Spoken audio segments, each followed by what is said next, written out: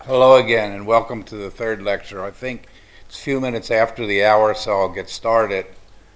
We were, as I was leaving the hotel, getting some bad news from our country, and just as I was going, you-know-who was on the television making his acceptance speech, and my wife and daughter were there hollering at the television set.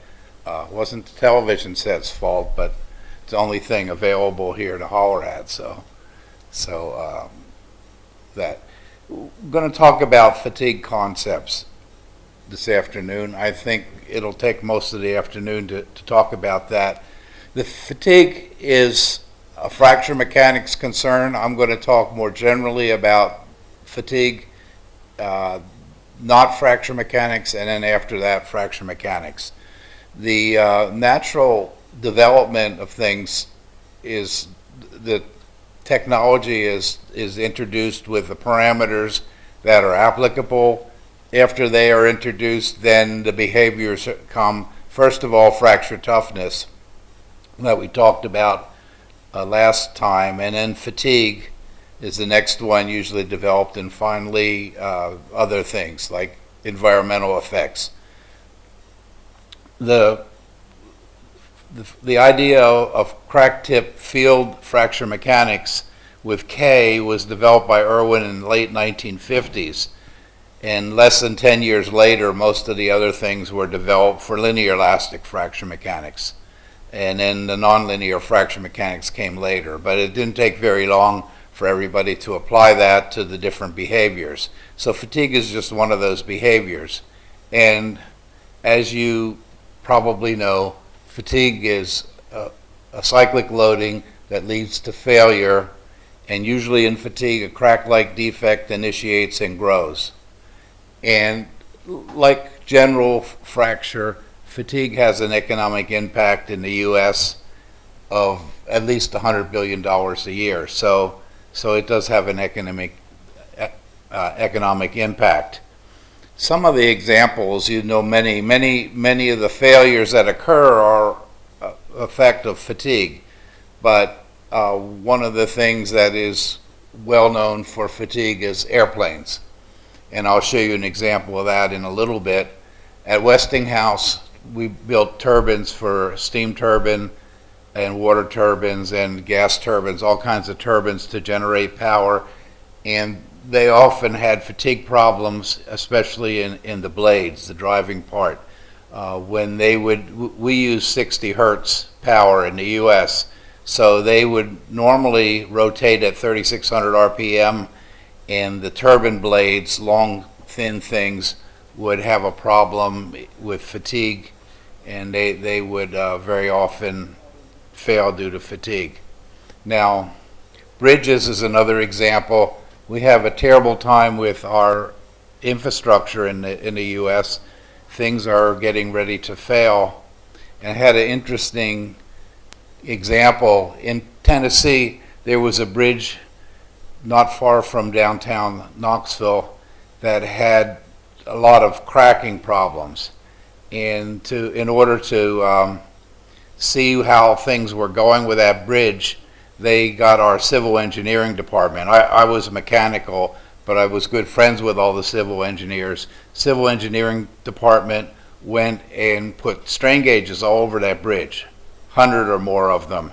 And then they got a vehicle with some computers in it, and they sat by the side of the road there and monitored the fatigue damage on the bridge. And it was interesting to see things. The bridge had 6 lanes. Now, if you've never been in the United States, you might not know that when we drive vehicles, we drive in a lane. So if there's 6 lanes, somebody drives in each lane. They don't drive anywhere they feel like it, or in the surrounding meadow or whatever. They just drive in these lanes.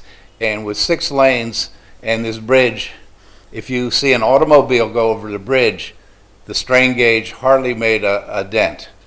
But there were a lot of trucks. This was on an interstate, a main highway going from one city to the other. And when there was a truck, you could see a little bit of a thing on that.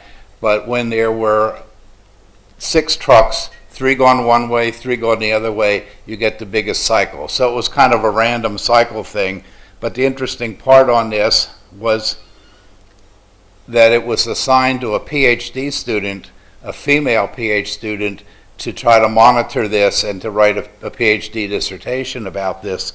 And she spent some years working on this.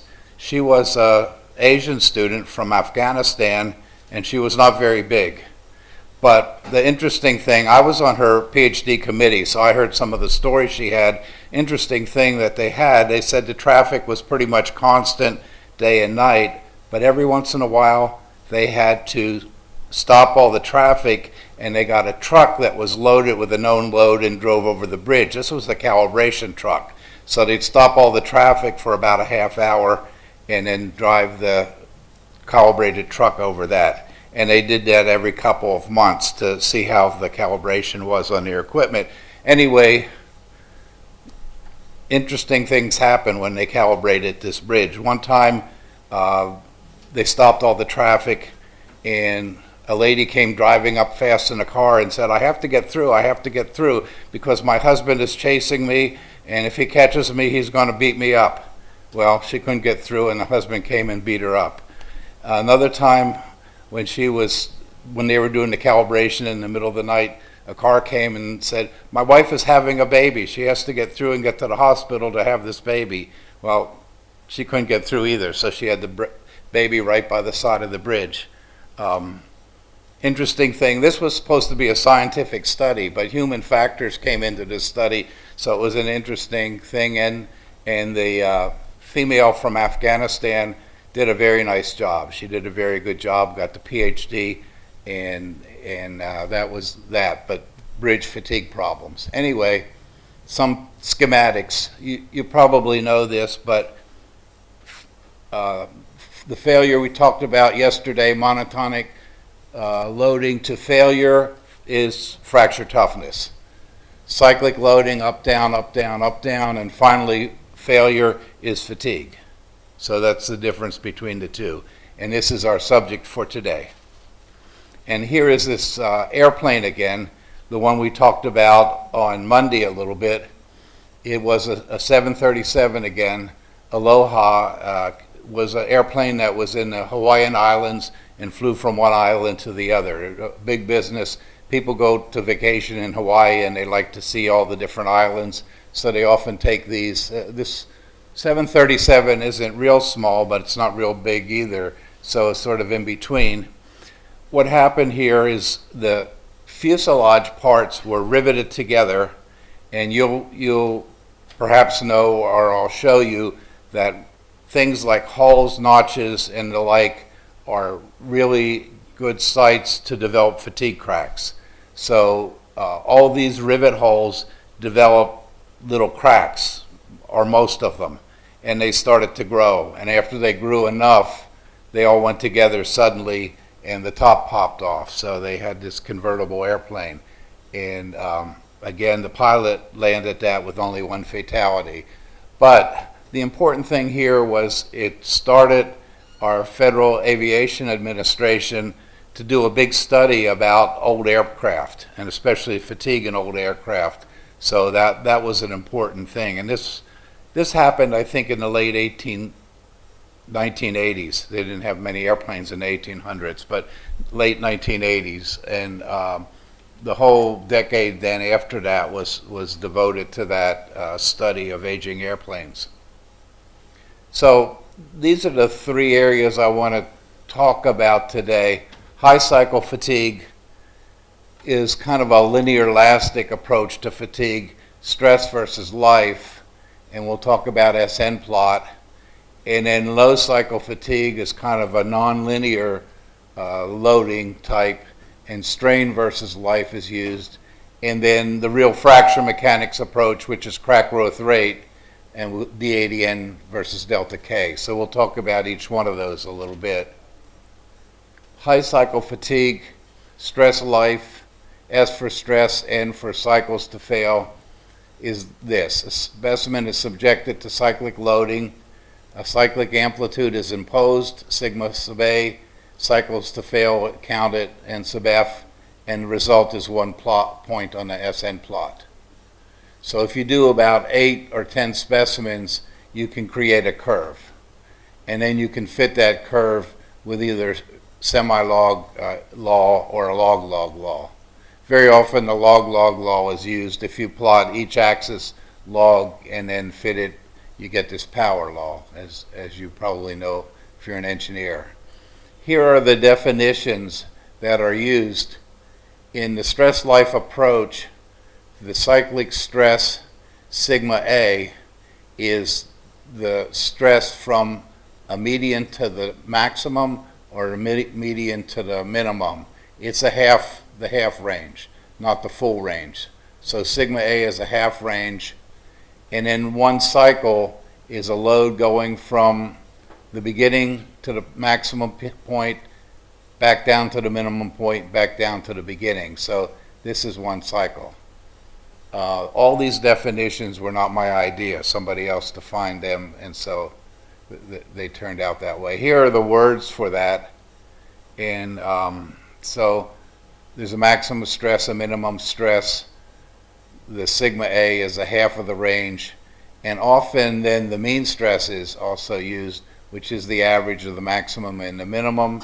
And then a lot of times R ratio is used, often called stress ratio, but usually R ratio is the minimum divided by the maximum. So that's used a lot in fatigue. Here's the way people do testing for SN. One is called rotating bend, and looks like this. In the US they call this R or more a lot of times. Here's the specimen in a device that is loaded on the fixtures and not the specimen. But here are the supports and there are the loads. And then that has 4-point bend. 4-point bend then this is rotated.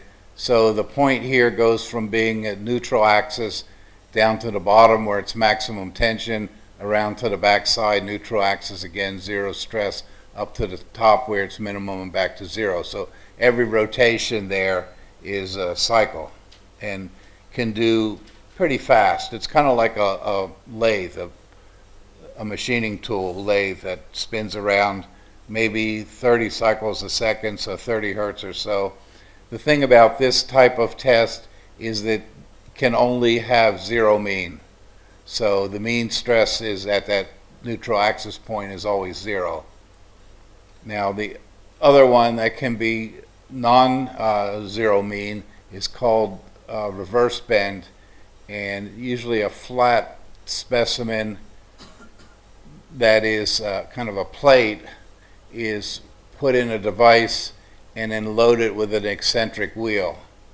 And this doesn't have load capability so much. More you have to use the displacement to determine the load on this, but you can offset it and get non-zero mean. It's usually tapered like this. So if you remember that the bending moment is the load times the distance from the load point would be a bending moment, and then the stress we call MC over I. Is linear in width, so the width varies to be in line with the distance from the load point. So in that way you get a pretty much of a constant stress across here, but you can set this wheel up then to have non-zero means. So this would be then the reciprocating bend, and this would be the reverse bend. And then the real scientific people use axial specimens, and that looks like this. It's usually a round specimen, but could be a flat depending on your product type. And so you put this in and do loading. With axial specimens, you have to align very carefully. If you try to do stress on this and it's not aligned properly, it can easily buckle when you go into negative values of load. It can easily buckle, so it has to be carefully aligned. Here's some data for SN, and it's just trend lines, not real points. Anyway, you can see some of the materials This is alternating stress, cycles to fail. Each line would have perhaps had 10 or 12 specimens to generate that line. And some of the alloys that are low fatigue life, aluminum, magnesium. Here's a kind of a mild steel. 1020 steel is a plain carbon steel. And then some of the higher strength steels, titanium alloys, are up here. So the higher you go here, the better the fatigue life. This is a fit to the data on log paper, just to show you how that fits. Here's an example of how you could fit for 4340 steel. They often fit it with this power law when they develop that. So A is a coefficient, B is an exponent. The exponent's usually negative because the life is going with more cycles. The stress with more cycles of life, the stress has to be lower. And so that's an example of how that's fit. Here are some of the variables in stress life or SN fatigue that I'll talk about briefly. Endurance limit, mean stress, notch effect, random load. And just a quick over on that. First of all, endurance limit. For some metals, mainly steels and titanium, life seems to be infinite below a given stress amplitude. This is called endurance limit by us. Sometimes people call it fatigue limit. And it's often used as a primary design tool for ferrous and titanium alloys. And looks like this. This is S and N. And if you go to higher cycles, it seems to go flat. And here is non-ferrous alloys. Non-ferrous could be aluminum, coppers, magnesium alloys, those kind of alloys. They don't seem to have that. Now, the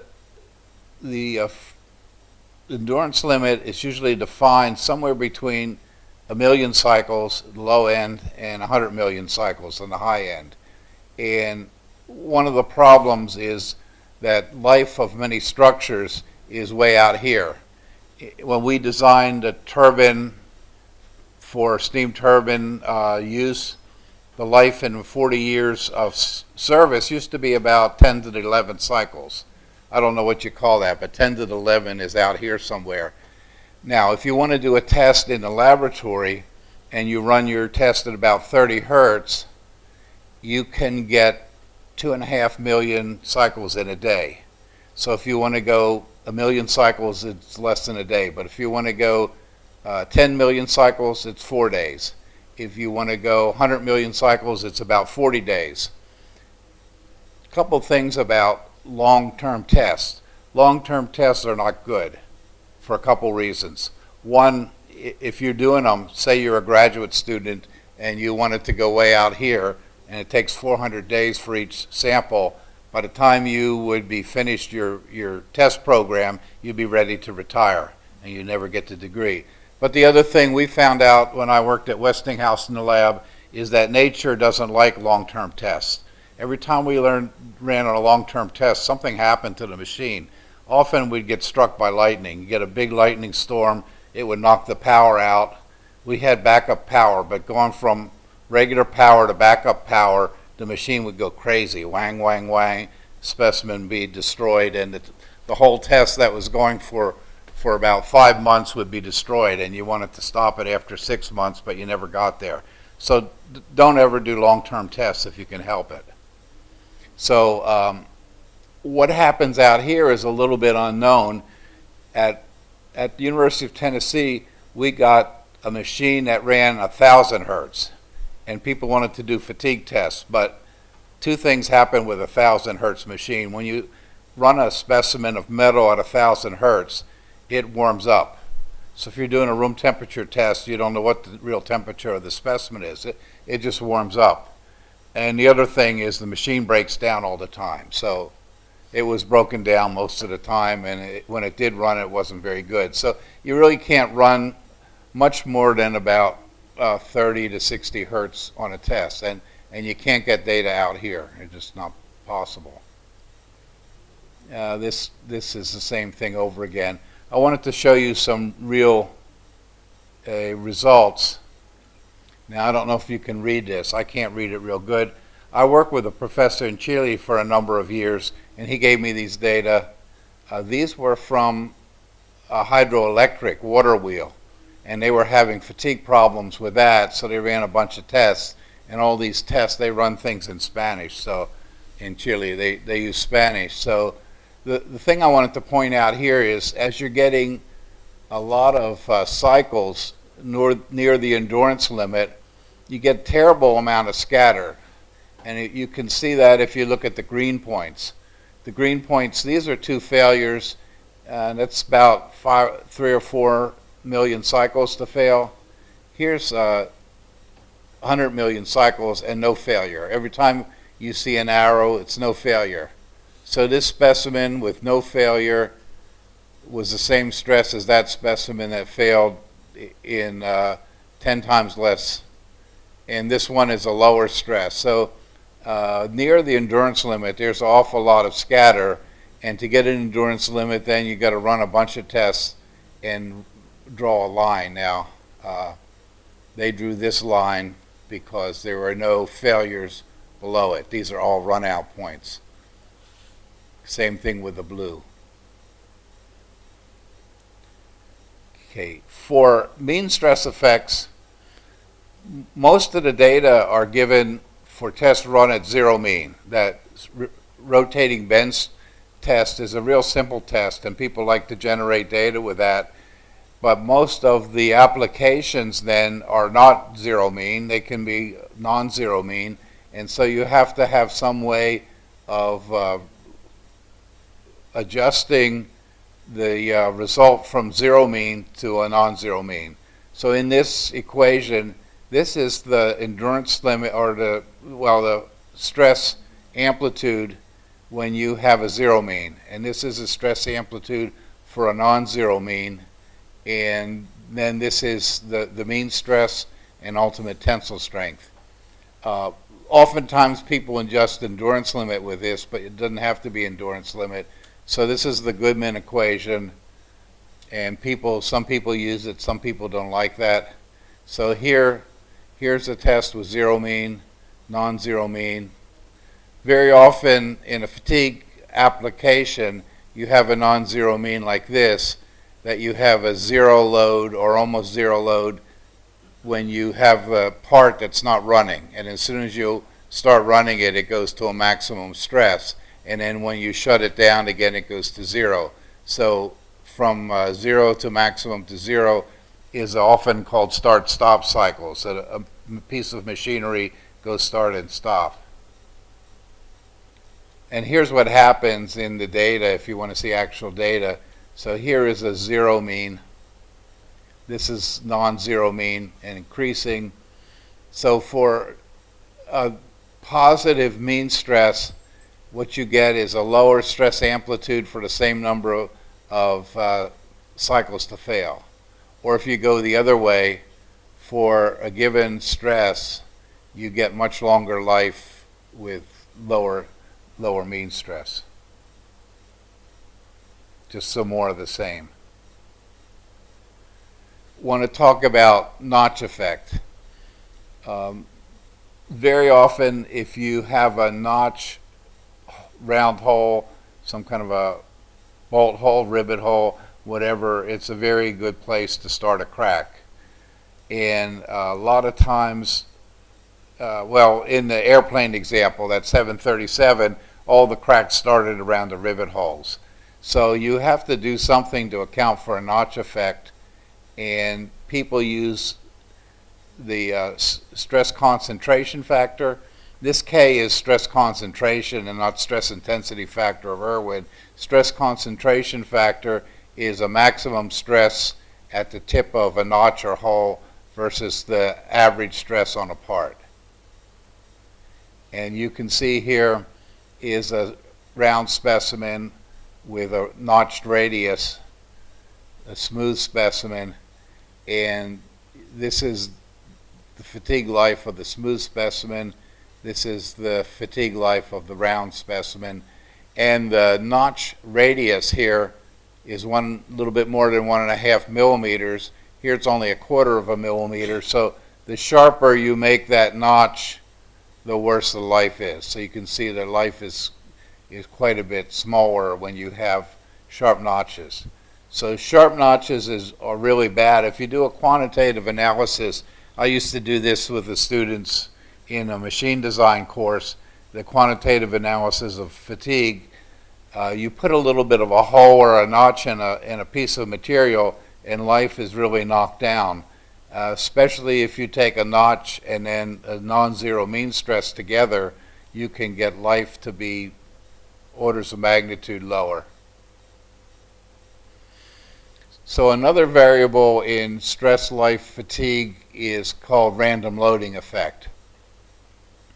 And random loading looks like this. You have one set of loads with one mean stress, another set of loads with another mean stress, or one set of loads with one amplitude, another set with another amplitude.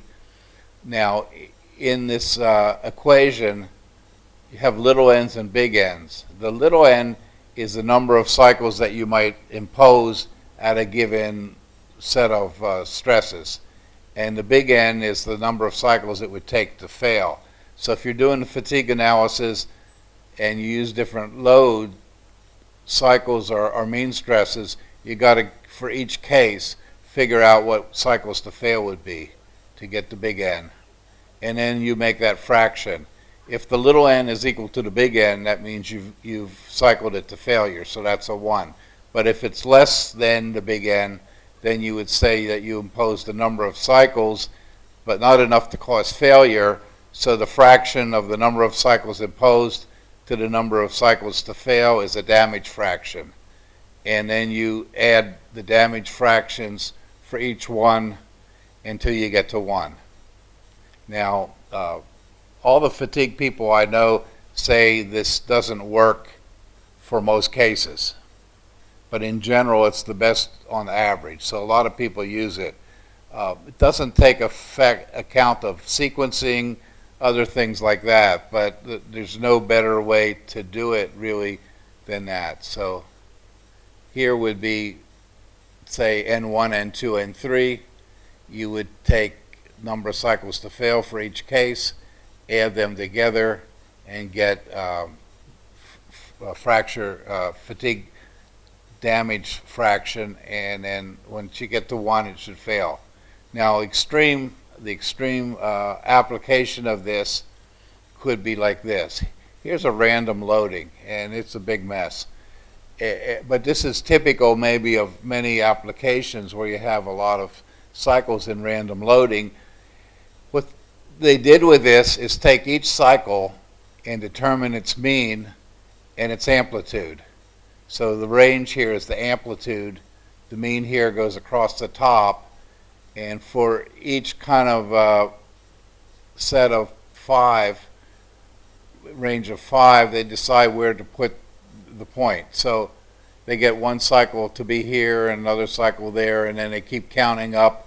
And in the end, they get so many cycles of this range and that mean stress and so forth. And you can see then in this case, you would have to add these all together. You would have to get cycles to fail for each one of these cases. It's a lot of work. So normally people would set up a computer program to figure this out. But this is how they use the linear damage rule to do that. Now that's high cycle fatigue, stress life fatigue. I want to stop and see if there's any questions. Remember that you can stop and ask questions anytime you feel like it if you have questions, but anything on stress life fatigue that you want? We think of stress life fatigue usually as a crack initiator. So when we get to the fracture mechanics point, if you don't have a pre-existing crack in a part, the fatigue itself might be the thing that would initiate the crack. If you have fatigue cycles that go beyond linear elastic behavior, then you have what's called low cycle fatigue.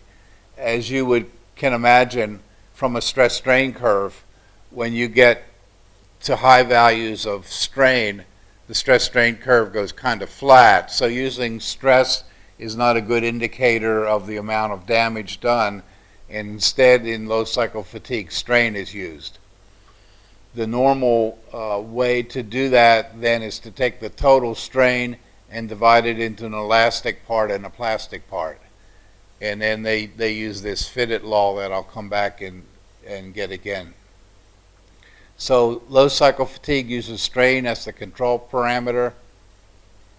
Stress and strain are related through the cyclic stress strain curve, and it's fitted with this. Here's a set of fatigue cycles. Normally, low cycle fatigue is run like this. Starting at 0, go up to a fixed strain value, unload it to the negative of that strain value, and then go back up to the same strain value, back down to the same minus strain value. So a plus strain and a minus strain are used as limits here, and the cycle is made. This then, the distance across the middle here can be taken as the plastic strain. So the elastic strain would be from this point down to there, be elastic strain, and then the rest would be plastic strain.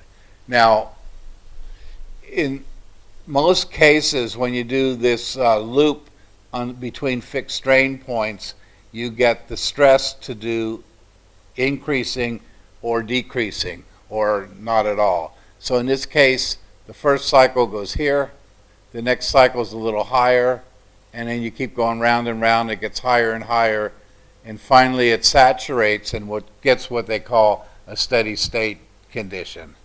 So for that, they develop for the condition where you get a steady state, they develop cyclic stress strain curve.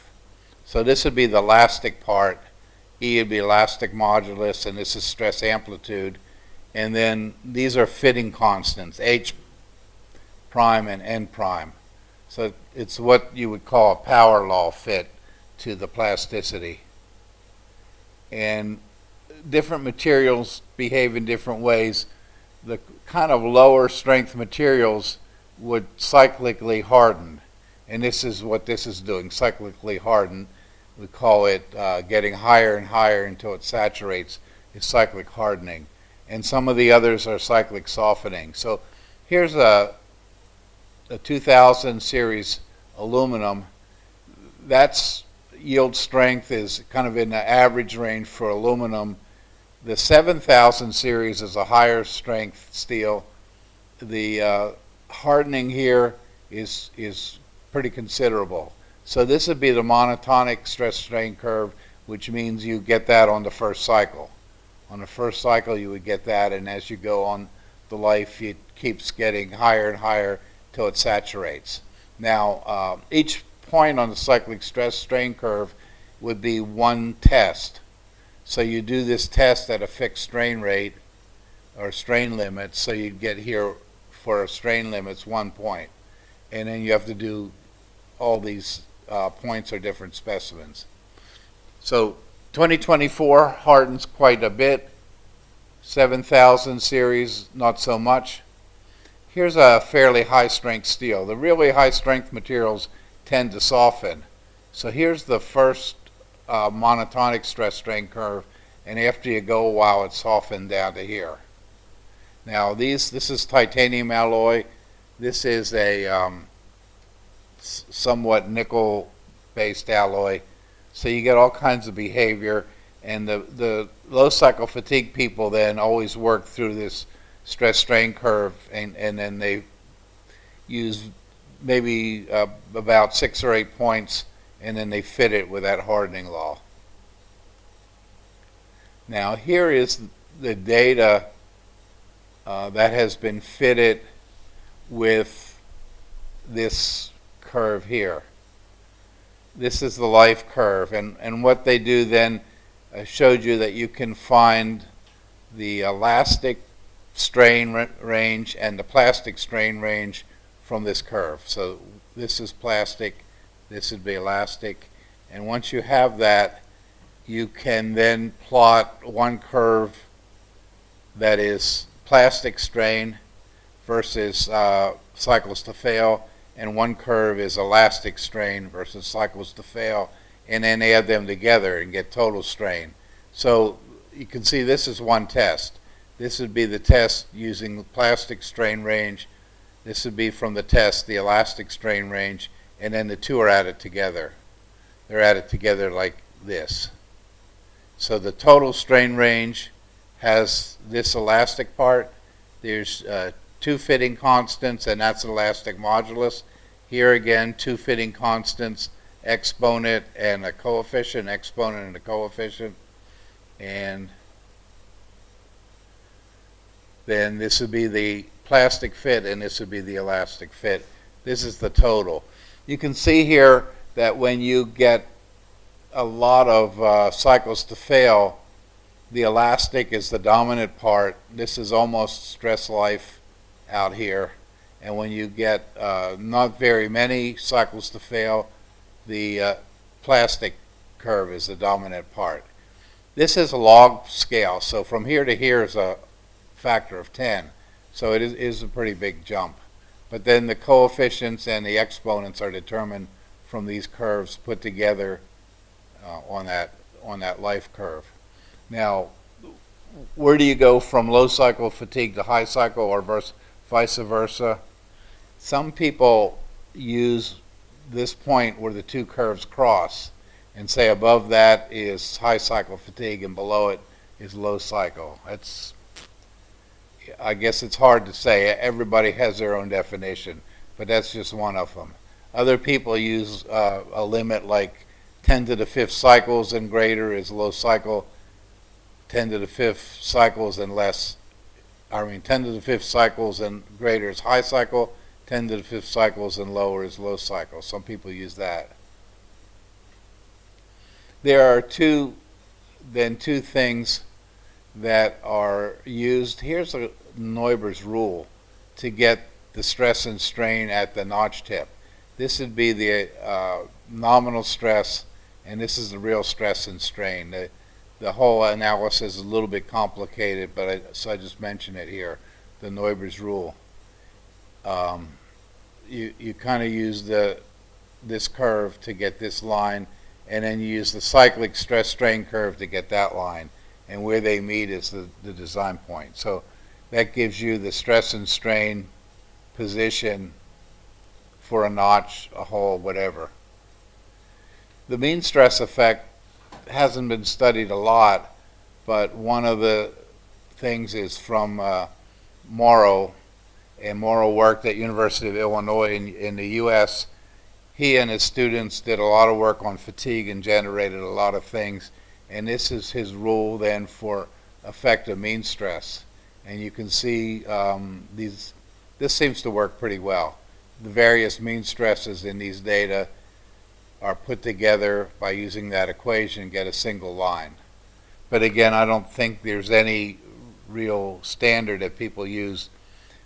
High cycle fatigue, yes, people use the same things pretty much. Low cycle fatigue, you've got to decide what you like or what you don't like.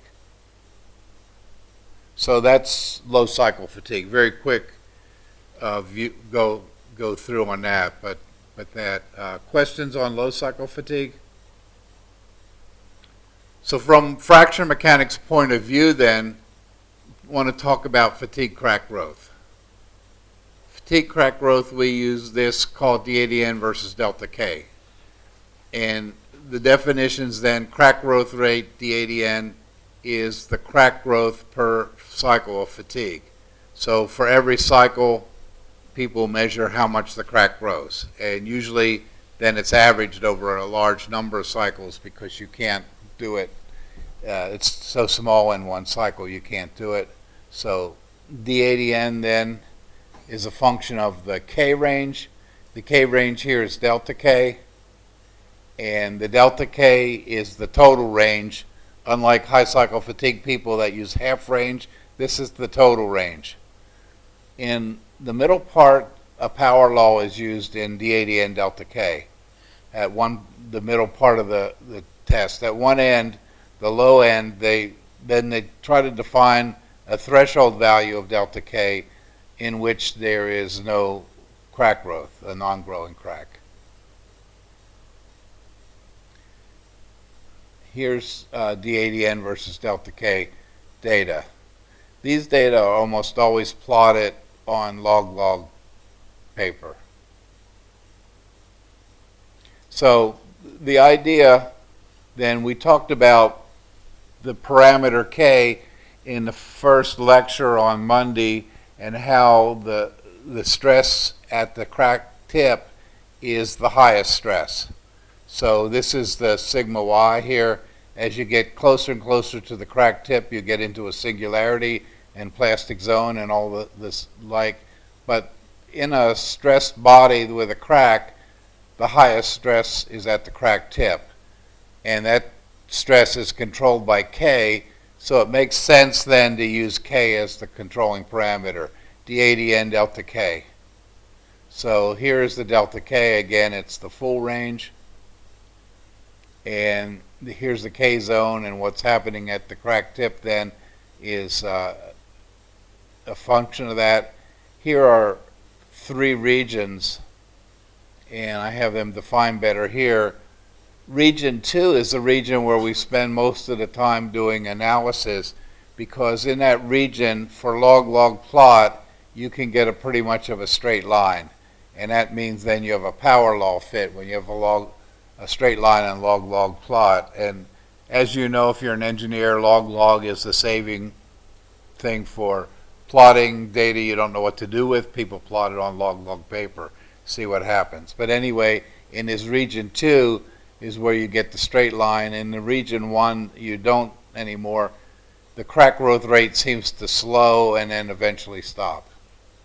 And region 3, some people see then an increase in region 3, other people don't, depending, I'm not sure on what, but it's not an important region, at least. Not many people do much with that region.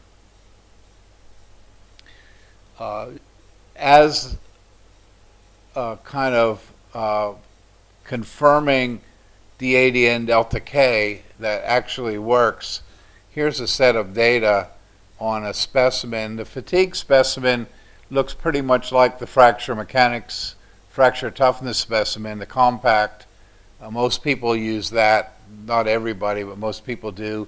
And that is then, in this case, 3 different tests were run at 3 different load ranges. Very often then, the specimen is loaded with a constant load range for the whole test. And it started with a fairly small crack and let the crack grow then to a fairly large value. Now, this is crack length A, elapsed cycles N.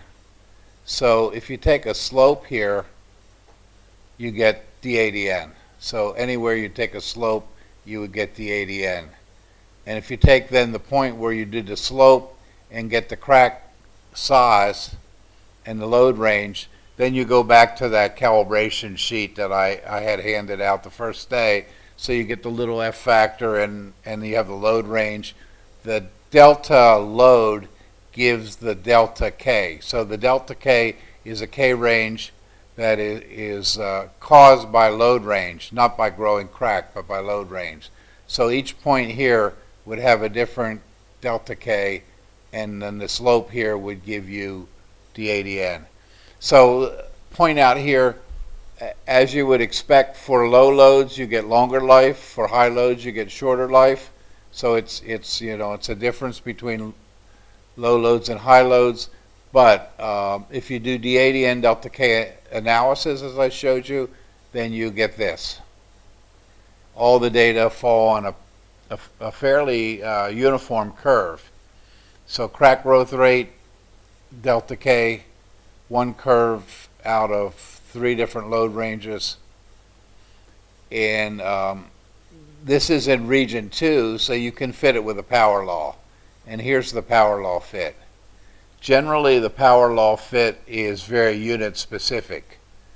These data are data that I had for a long time. I couldn't change the units. So these are engineering units, KSI root inch. DADN is here inches per cycle. The modern tests are more often run with millimeters per cycle or meters per cycle and MP8 root meters, but these are old tests. So show you again 3 different curves all collapse into one when you do the analysis correctly. Then in order to generate that, ASTM has developed a standard, E647, is an experimental procedure to get the DADN delta K. So I'm not going to do the detail I did yesterday. I just want to do a quick over for that and show you a little bit of how that works. Here's the standard. Again, the standard is a big mess to try to read and follow for the first time, just like all the ASTM standards. You might need help if you haven't used it before. It has been updated again in 2011. Here's a quick overview, and I'll go through some of these points in a little more detail. It uses 2 specimen types, either the compact or the center cracked. This is ASTM nomenclature. So the compact is the one that we used in fracture toughness measurement. This is the Griffiths crack with a central crack of 2A. And both of those can be used. And usually the test then is run at constant load range, and somebody has to measure crack length versus elapsed cycles. Most of the test machines like servo hydraulic have cycle counters. So the cycle counting comes from that, or you can put it into a computer and get cycle count. Crack length has to be measured somehow, not automatic. So you can measure it with these 3 things: visual, compliance, electrical potential. So let me talk about a little bit about that. Visual, traveling microscope or lines on a specimen, but usually a traveling microscope. When I first started playing around with fatigue and fracture back at Lehigh, we did this. They didn't have very much modern equipment, so we did visual. And to show you visual, you use a calibrated microscope, you focus on the crack, and then you have to dial this calibrated thing from some point, maybe the edge of the specimen, to the tip of the crack. The difficulty here is that it's hard to see the tip of the crack. Very often you can't see the tip of the crack. The other difficulty is that you are measuring crack length on one side. I showed you some pictures where the crack length is not even through the specimen, and sometimes from front to back it can be different. So you're only measuring it on one side. So it's a surface measurement, one side. Sometimes you could put calibrated line on that and use a magnifying glass. That's not a very good measurement, but it's okay. The visual has the problem that it doesn't go into the computer, so you have to do these visual measurements, usually write them on a piece of paper, and then later put them in the computer. I think now some people have equipment where their microscope is hooked up to computer somehow. We never had that when I did this. Something that works in the computerized better is a compliance measurement. And I'm going to tell you about that later, so I should have done it earlier, but I let it go. Anyway, calibrate it for a given cycle. The load versus displacement slope is a measure of crack length. And you will get to see that in a little bit, but it's a measure of crack length. And so as the crack grows, the slope seems to get more and more shallow. There's less material in the back of the crack, so it gets more and more shallow. You can use that calibration and that calibration will tell you then what the crack length is, because it's related to the crack length. And you can, there is a polynomial to put that together. You can put that directly into the computer. Measure it by slopes is an averaging technique. Another way is potential drop.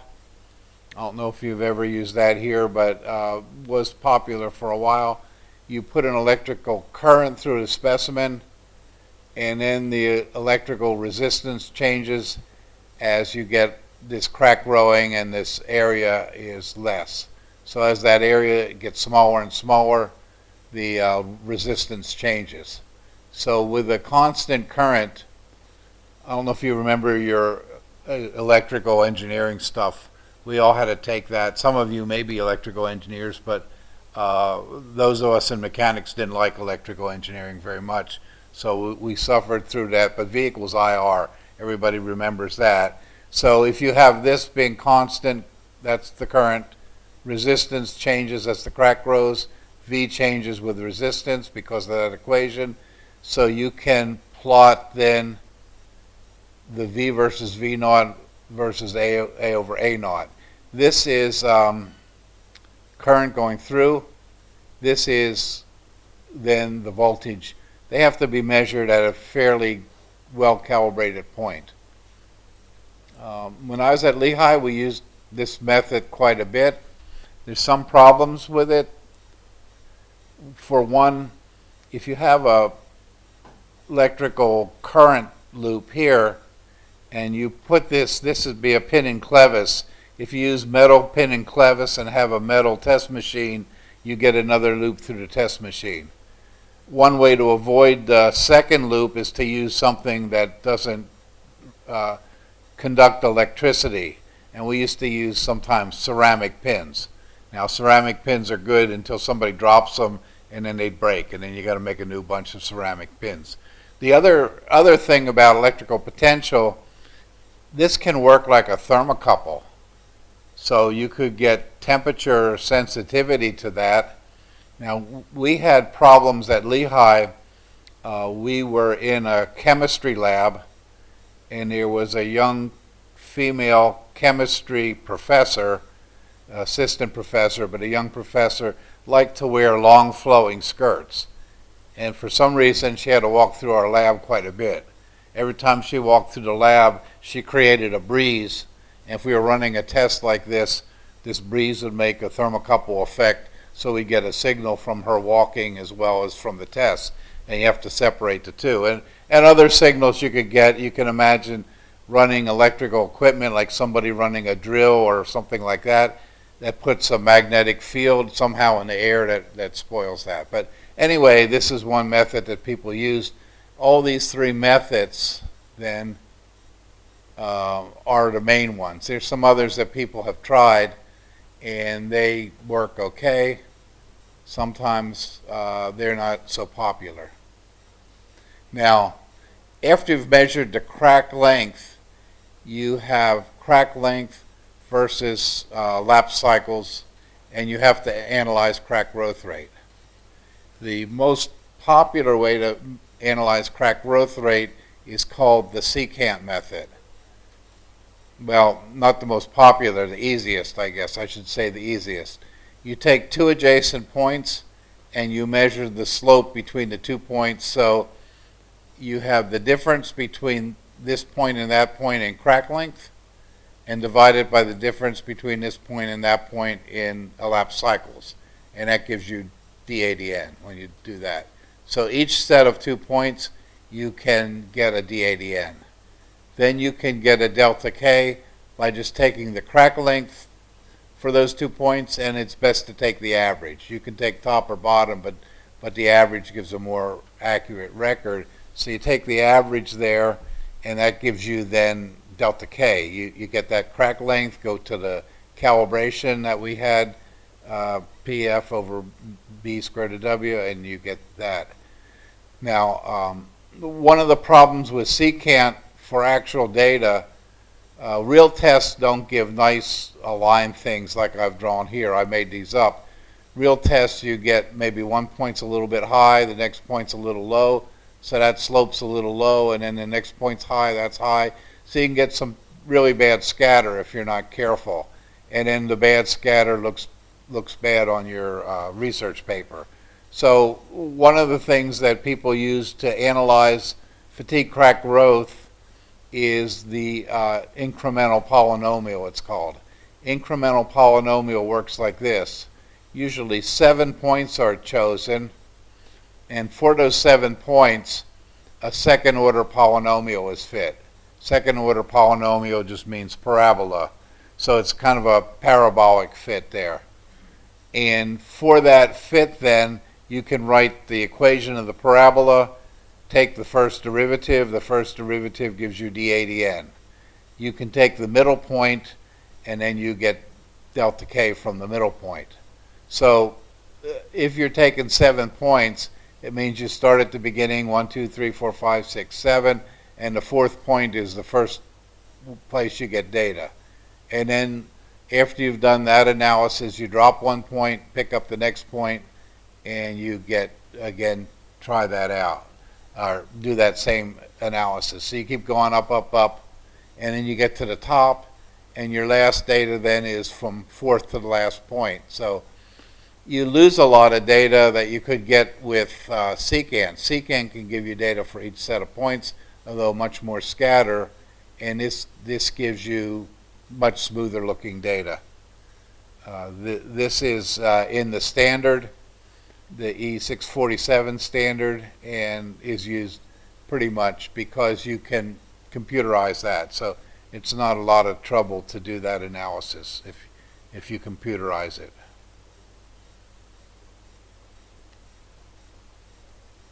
So I guess I wanted to point out a couple more things.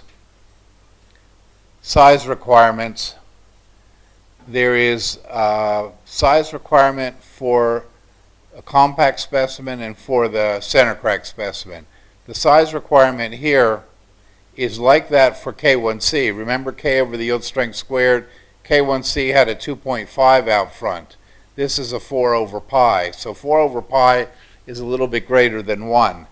So this test method is much more lenient in terms of the amount of plasticity it tolerates than is fracture toughness. And the reason these are different people write different standards. So the group of people sitting and arguing about that came up with 4 over pi instead of 2.5.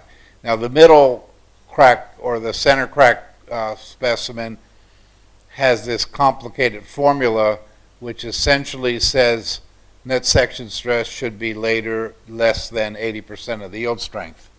And somebody asked me not too long ago, a lot of people stop their analysis at 80% of the yield strength and call that the end of linear elastic behavior. Where did that come from? I thought it came from the actual test method, that people decided to do that. Okay, it is about the end of the first hour, and I have a natural break here, so let us take our break and then come back. But questions about any of these test methods? All these are in the ASTM book 0301. You can read them. If you can read them and follow them, you're doing good. If you can read them and can't follow them, you need help. Everybody's back, so let's start 5 minutes early so you can get out 5 minutes early and beat the traffic. Had a question about what is hardening and softening, so I thought I'd just go over that again. I made a picture on the board for you, and my red is hardening. So starting from zero stress strain, the first time you go up is the monotonic stress strain curve. So that's what you would see. And then it goes to plus strain and down to minus strain. The minus strain and the plus strain are the same, the negative of each other. So if you go down, come up again, end up higher than you did at number 1, and lower on number 2, and then keep going around higher, lower, until you saturate, it's hardening. if you do the opposite, this is monotonic, first time around. You go down here, first time around. Second time around, you end up lower and not as far down. And that continues lower, lower, lower until each time you get a steady state.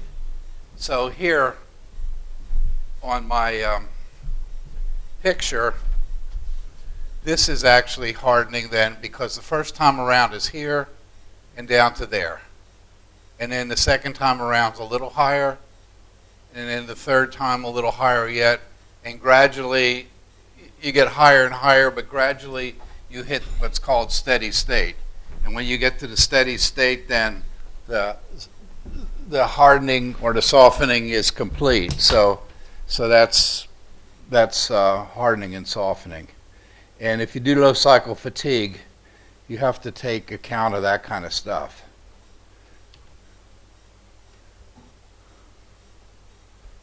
Okay.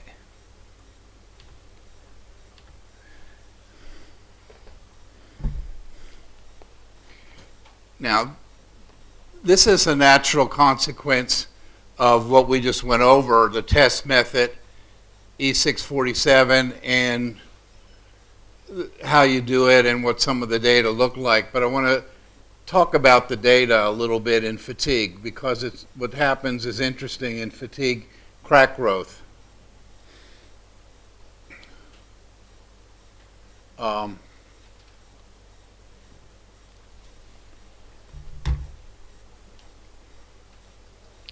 Let's see, this is what we just did.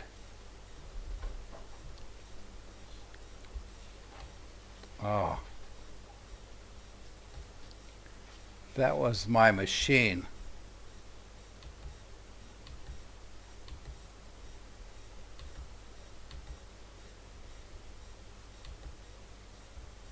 Okay, I'll do it the old-fashioned way.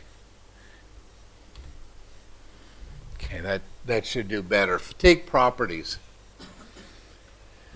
When people do a standard for ASTM, I don't know about other countries, but I imagine it's the same. They like people to do what's called round-robin test. A round-robin test means you get a test method written in draft, say draft form.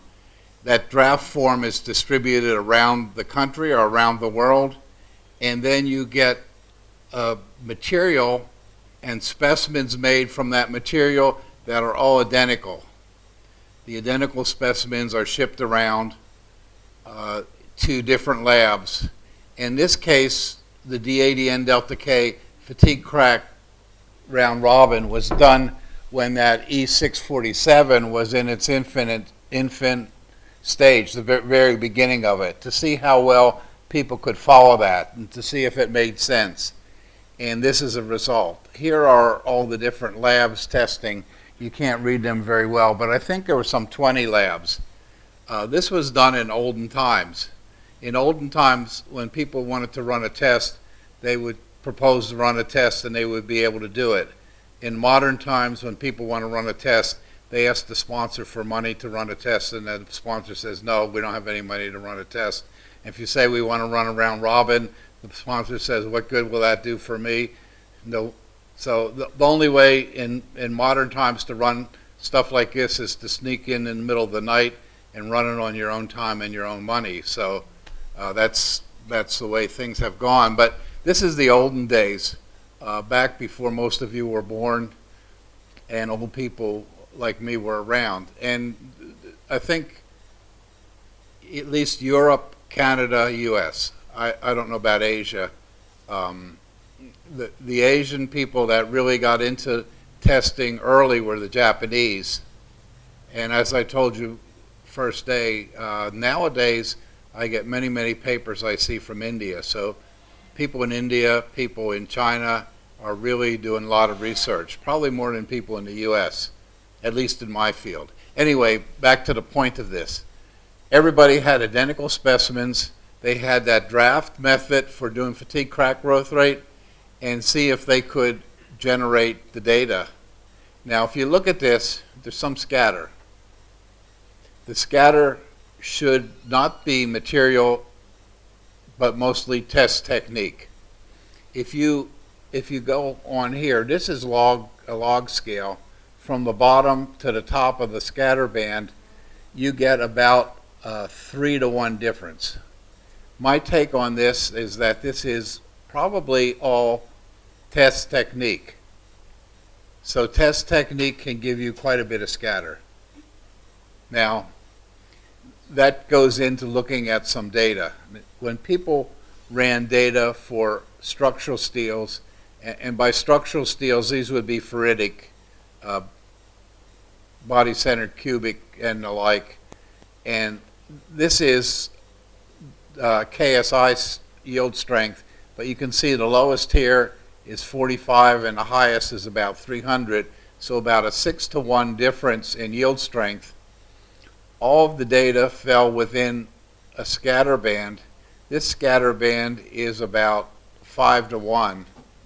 And from this experience, here is just 20-some tests. These might be hundreds. My take on this is that the effect of material is almost nothing in D80N delta K. If it is ferritic, it is mostly, I think, test technique. So in region 2, there's very little material effect, yield strength and the like on fatigue crack growth.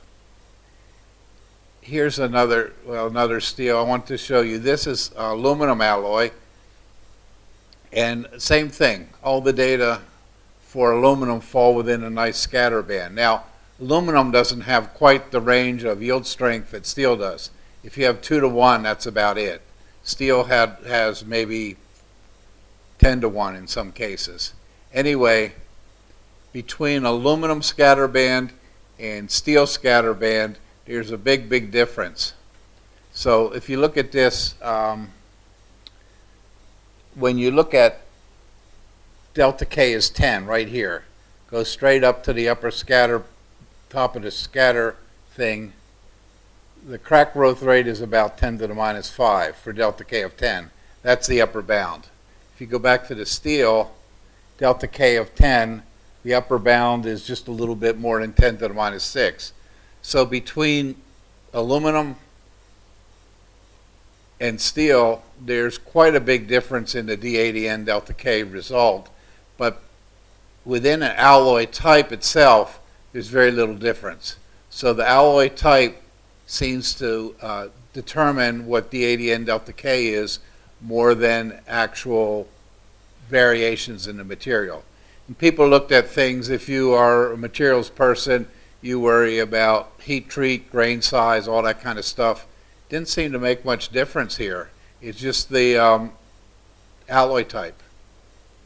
Here's another one. This is stainless steel. Stainless steel, of course, being austenitic, face-centered cubic type thing, and it has then fairly small scatter band. So result of this is that each material type seems to have its own particular scatter band, and this is in region 2 where you have the power law fit, and that doesn't seem to have very much variation within a material type.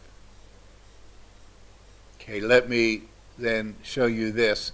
Second thing, this is one steel alloy. This is a A533B, and this is a material people use in nuclear pressure vessels. So for this material, I wanted to point out that the lowest crack growth rate is 10 to the minus 8, a little bit lower than that, and the highest is 10 to the minus 2. That's more than 6 orders of magnitude of D80N delta K, and that all fits in a nice, fairly nice curve. So you can do fatigue data for a given material and cover quite a big range of material. So in region 2, crack growth rates seem to be consistent for an alloy type. Doesn't matter about the strength.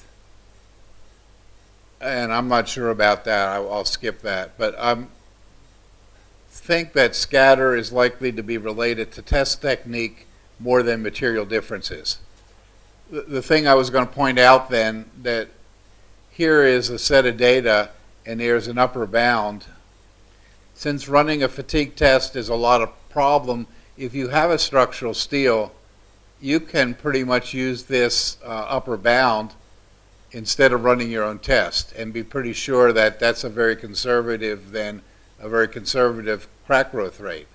Here's an upper bound for aluminum. You can use that upper bound for aluminum alloys and be very sure that that's a conservative thing. Now, if you have a material and that's too conservative or somehow else it doesn't suit you, then you got to go back and run your own test. So you can run your own test if you want, but not everybody likes to run these kinds of tests. They take a lot of time and money, just like fracture toughness.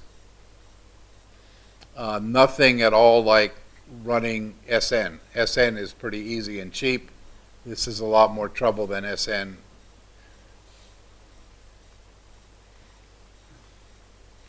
Okay, some of the data you can find for crack growth rate, I have some sources. Remember the damage tolerant handbook that I told you from the Air Force that you can download for free. It has fatigue data in it, fatigue crack growth rate data, not general fatigue, but crack growth rate data. So here is a material, center crack specimen. It is a 4340 steel. 4340 we use for a lot. I don't know if you know that alloy, but it can be quenched and tempered to quite a high strength level. And the data are given as a curve, and they're also given as points in the handbook. So that's a source of data. The other source, one of the textbooks that I mentioned is called Barsom and Rolfe. I have that. It's fairly old, but it has a lot of data that is valuable to people in industry. Barsom and Rolfe was not very conducive for a textbook, for teaching textbook, but for data source, it's not bad. It has a lot of data in, so that's another source. Now, one of the things we mentioned as a variable early on is R ratio. In terms of the D80N delta K, the R ratio is the minimum K to the maximum K. Very often in crack growth rate tests, the R ratio is positive. That is that the minimum almost never goes below 0. If you test and go below 0, it makes a mess. If you use pin and clevis, pretty soon your pin and clevis start to chatter and they get all bent up. If you use a thin plate center crack, before you know it, your plate's going to buckle and it's a mess too. So this is almost always positive. But the minimum value can be as low as 0, but it's usually slightly higher than 0, and the maximum is that what it is. So the R ratio controls threshold and is also important in corrosion fatigue. But here is the definition again. Here's a cycle, and the minimum is here, maximum there. That's R ratio. Here is an alloy, aluminum alloy 7000 series, where the R ratio made a difference. So that's a low R ratio.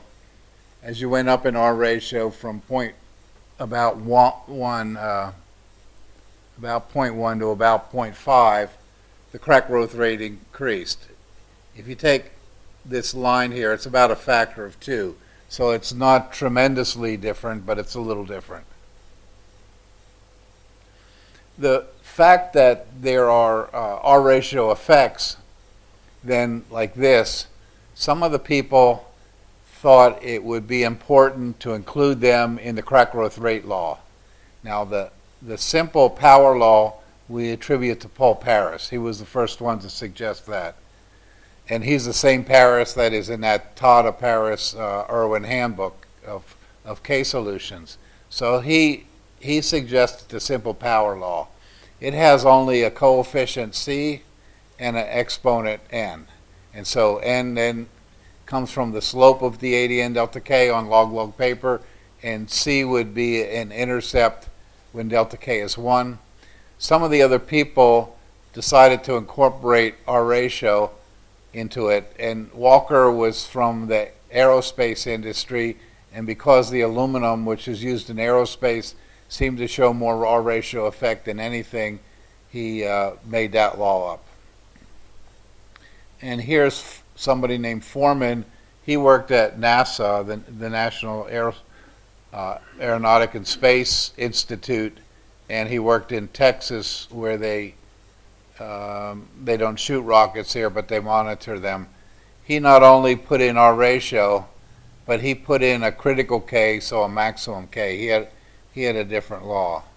I thought that everybody used the Paris law, but one time I did a course out at an Air Force base in Utah, and they was talking about laws, and they said, oh yeah, we use this Foreman law a lot. And I said, it's difficult to use, and they said, yes, you have to use it with computerized help. So those are some different crack growth rate laws. Now, one of the important things in crack growth rate is life prediction. So here's a schematic of life. We get crack initiation, say, from the stress life, SN curve. SN curve would give us crack initiation. Some structures might have pre-existing defects. Very often, though, they're generated by fatigue in the service life. But to go from here to here, then the final failure would be governed by the K1C, the fracture toughness that we studied yesterday. So you get a critical crack size from K1C, and then you can get from here to here using an algorithm that I'll show you. And it's easiest with the Paris law. If you start with the ADN delta K power law, use the K sigma squared of pi a with capital F form, then put the ADN is C delta K. Delta K is from delta stress to the N, and then rearrange that, put all the N, well, the N on one side and all the crack things on the other side, and then lastly do the integration. You need then to get initial crack size. Most often people invoke non-destructive testing limit, and the top is usually from K1C. So you have to do that integration. If F is a constant value, it's a lot easier to do the integration. If you have crack here and crack there, it's hard to do the integration. But it's simply an integration, and we'll do some examples of this. But that's the schematic well, that's the algorithm to do that schematic. Now I want to talk about another region of the ADN delta K curve. We talked about region 2, where you seem to have a power law. There is a region 1 where dADN versus delta K crack growth rate slows down and may stop. This is called the delta K threshold region, or the delta K threshold value. Seems like you get to a lower limit and there's no crack growth rate. So delta K may be controlled by crack closure. Very often I was telling you that our turbines had cyclic life of about 10 to the 11. If you use this algorithm, you cannot ever predict 10 to the 11th life. It just, you can't get that many cycles. So in a lot of really high cycle applications, people depend on delta K threshold, because if you can't stay below the threshold, you're going to get cracks growing to failure before the end of your service life. So you're hoping for a threshold 1. Some people are hoping for a smooth bar that won't initiate. Use the endurance limit from the SN curve. That's the other way. But this is one way. The test method for finding a threshold comes from ASTM 647. Crack growth rates are below 1 times 10 to the minus 8 meters per cycle is where they say region 1 begins. Now, the data I have here is in inches per cycle. So this translates into about 4 times 10 to the minus 7 inch per cycle. And if you go back to this curve that I showed you before, 4 times 10 to the minus 7 is right here. So you can see this is pretty straight. Right about there it does begin to curve down. So this is the region 1 then, starting from here down, and it curves down, and down here is where it seems to stop growing. So that's an important thing in some studies to find out where that is growing. To do a test to get fatigue threshold, usually conduct a decreasing K value. And here's schematics. The initial way people did this was to load, well, pre-crack the test specimen. You put a fatigue crack in it, try to end up at a pretty low fatigue load, but still the crack would be growing. And then you do the few cycles. If you see the crack growing, you drop the load. So dropping the load, of course, drops the K. So you do that, drop the load. If you see the crack growing again, you drop the load. You keep doing that and doing that until you see no more growth. If it stops growing, then you say you're at the threshold. That was the kind of the old method before computerization, and this is the new method, is to set up on your computer an equation, and this equation went the wrong way. This equation has this form. So manually you decrease the load a little bit every time you see the crack growing until you see no more crack growth. And then the new way is to program this. Delta K starts at some initial value, has this exponential with a C here, and you can see that C is a negative value. So as the crack grows, that's an exponential, what we call decay. It gets smaller and smaller. So this is what happens. This gets smaller and smaller. Here's the K, here's the load, and the computer has to generate that. The old way, back in my Lehigh days, there was a new airplane model that had been developed for the Air Force, I think. General Dynamics, an aircraft company. And as they did test flying, some of the wings fell off. And people flying airplane with the wings falling off didn't like it at all. So they worried about what caused that, and Paul Paris had a little test lab, and he did a bunch of fatigue threshold tests in that test lab. Now, this kind of thing usually take about a week for one specimen. If you do it the old way, it'd take about a week. So he had students come in and work in the lab for him, and it was kind of nice because you'd had to take a reading about once every hour, and in between that you could do your homework, nap, whatever you wanted, but get paid for it. So we were students, so we didn't get paid a lot, but still better than nothing. So we did a lot of tests for that for Paul Paris in the olden days. Now with computer control, you don't worry about that. You don't need students anymore to do the tests, at least. Now, one of the things people always have to talk about when you talk about fatigue threshold is the effect of closure. The closure causes a lot of material variability. Unlike region 1, where I said there's almost no material variability within a given type, like ferritic steels, all seem to have about the same crack growth rate except for test technique scatter. But here you get a lot of variability, and some of it is thought to be caused by what's called crack closure. And here's a little schematic of what is crack closure. If you do a cycle, say you start at about 0 load, go to maximum, back to 0, people have observed that due to various things, the crack is not open the whole time. So here in my hands is a crack. You start loading, but it stays shut. And after a while then, you get to a certain load, it opens up. Now, if the crack is shut like that, it's like having bulk material. There's no damage. Nothing happens at the crack tip. It's just the bulk material. And as soon as it starts to open, then you get the K effect. So the K effect on fatigue only happens above that closure level. So in doing d80n delta K threshold, you would measure the total range from your test machine. So you wouldn't know where it opens unless you measure that somehow.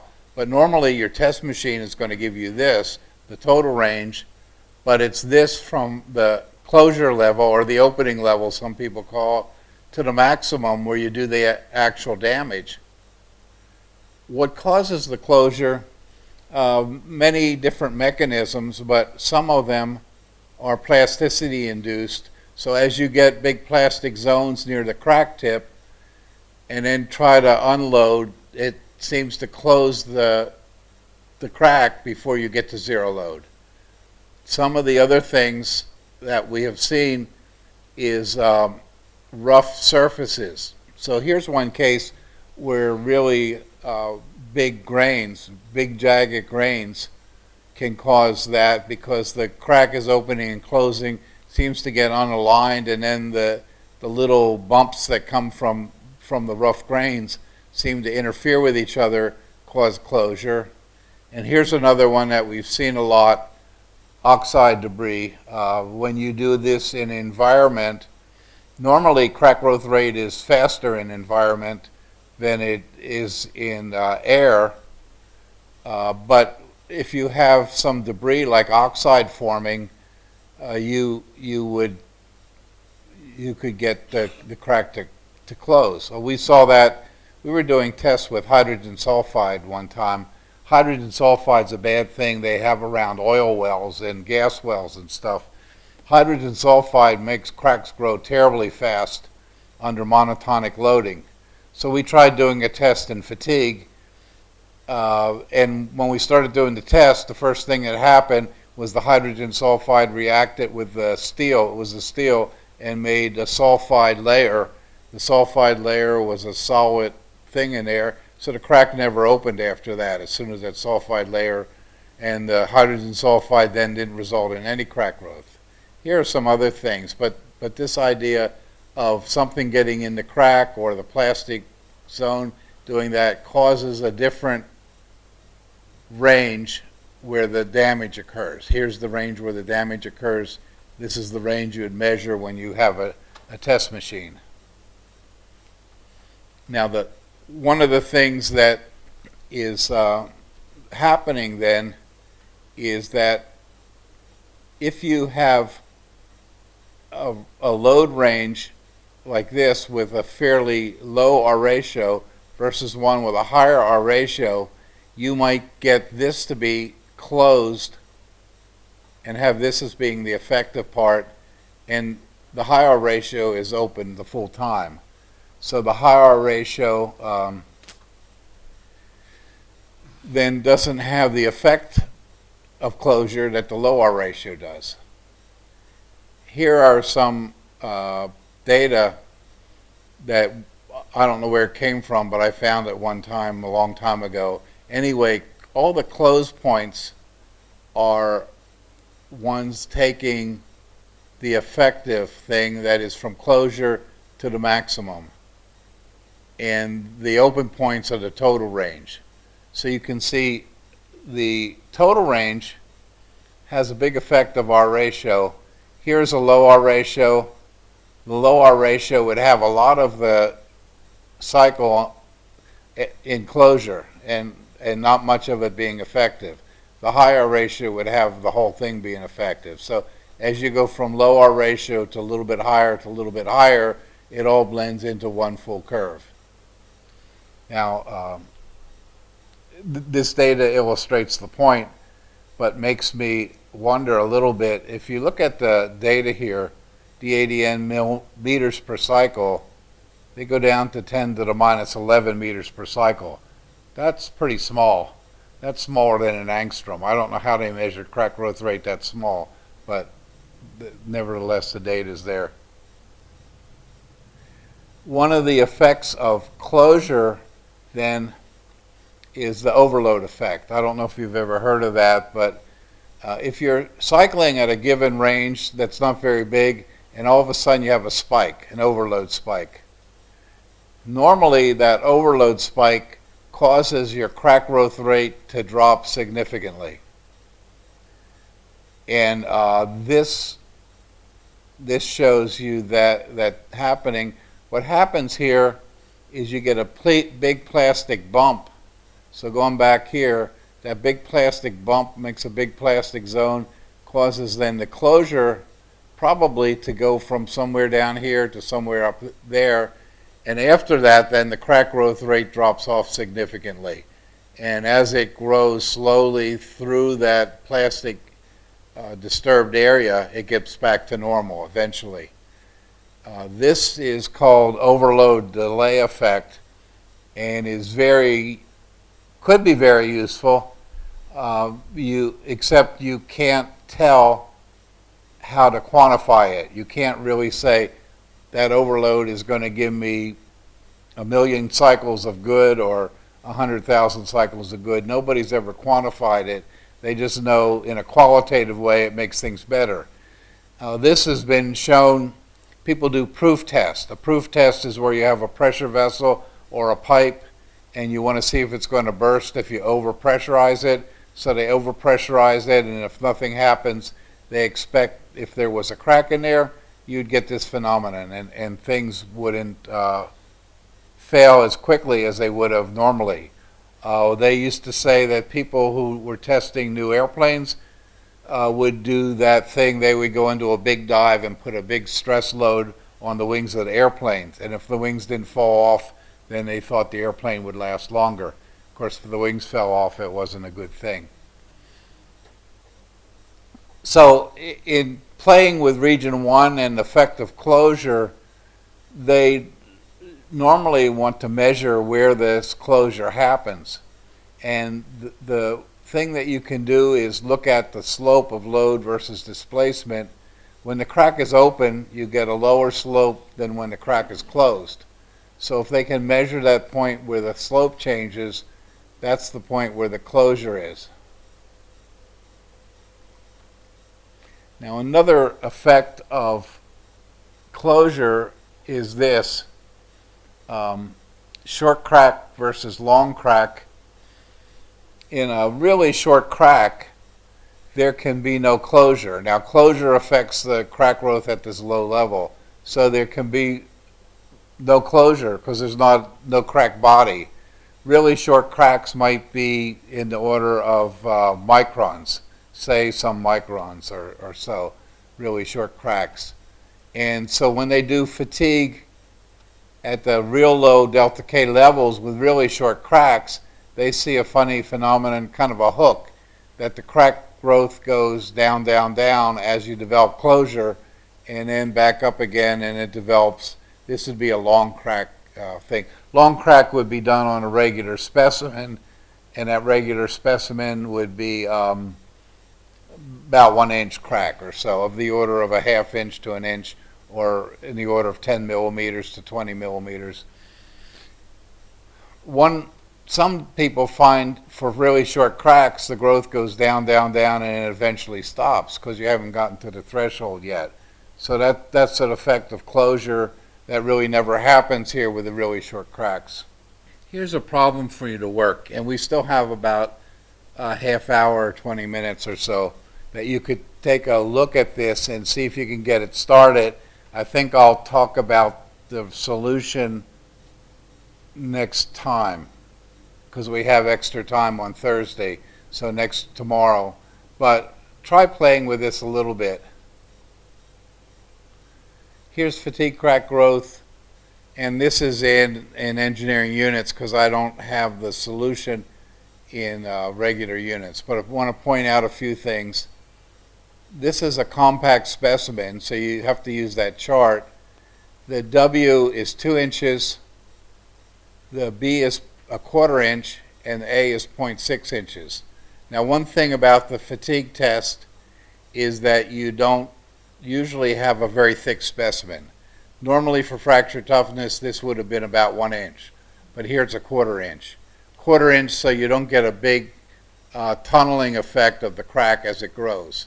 The second thing that's different, you don't start with A over W of 0.5 like you do in a fracture toughness test.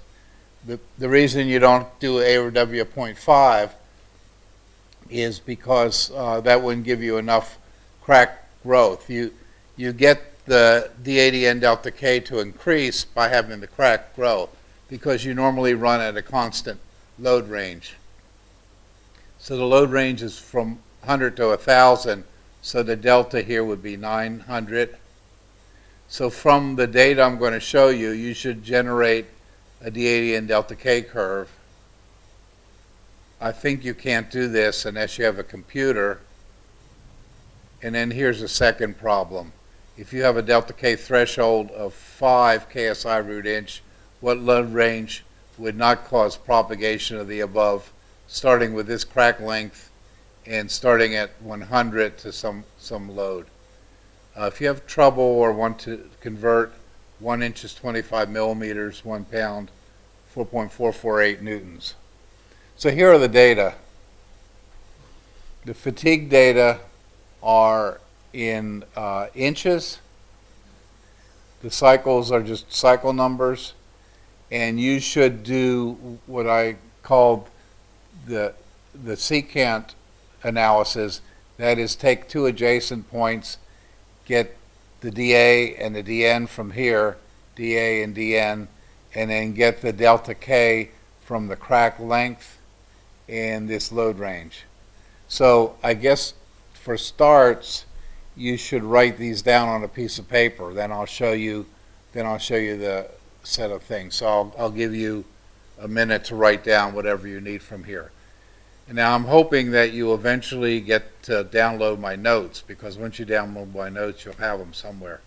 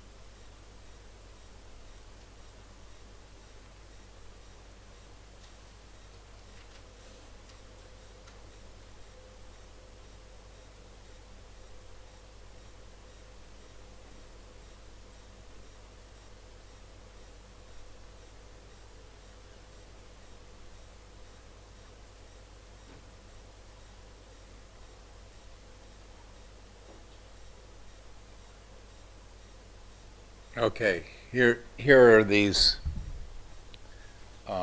If you can do nothing more than generate a few dA, dN versus delta K points, do that. It's a lot of work to do all of them, so try at least to do a few of them.